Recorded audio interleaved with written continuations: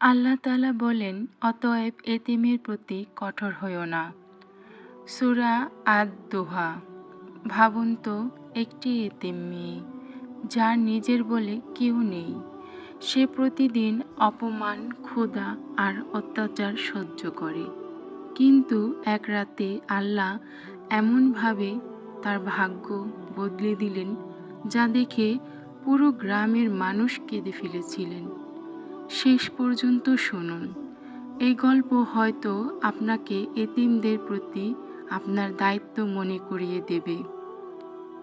আয়েশা যখন মাত্র 7 বছরের, তখন এক দুর্ঘটনায় তার বাবা মা দুজনেই মারা যান।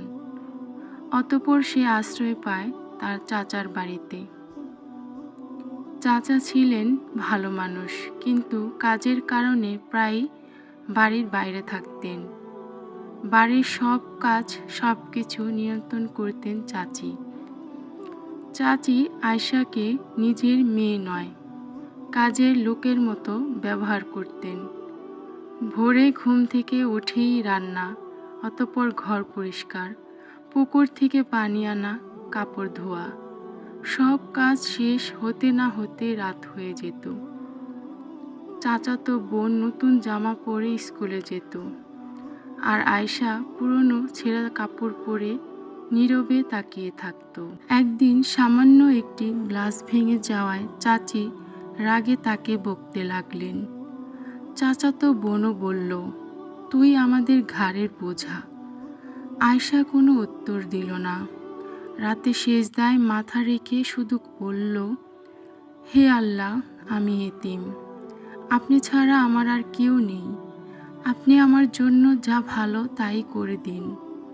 তার চোখে অশ্রু মাটিতে পড়েছিল, কিন্তু সে অশ্রু আল্লাহর কাছে পৌঁছাচ্ছে নীরবে।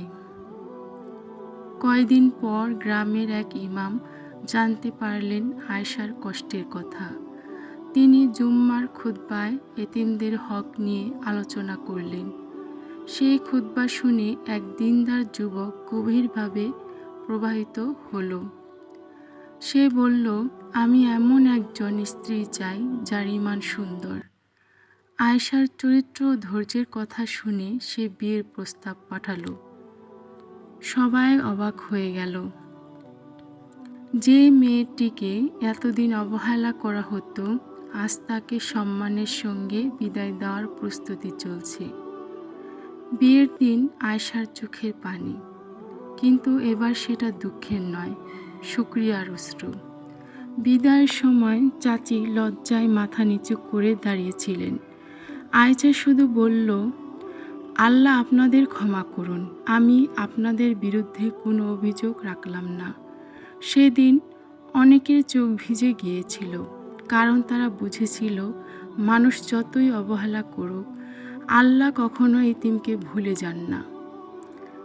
আপনার আশেপাশে যদি কোনো এতিম শিশু থাকে, তাকে ভালোবাসুন, সাহায্য করুন এবং সম্মান করুন। ভিডিওটি ভালো লাগলে একটি লাইক দিন, কমেন্টে লিখুন আলহামদুলিল্লাহ। এমন ইসলামিক গল্প নিয়মিত পেতে সাবস্ক্রাইব করে রাখুন চ্যানেলটি, বেল আইকনটি অন করে রাখুন। আল্লাহ আমাদের সবাইকে এতিমের হক আদায় করার তৌফিক দান করুন। আমিন।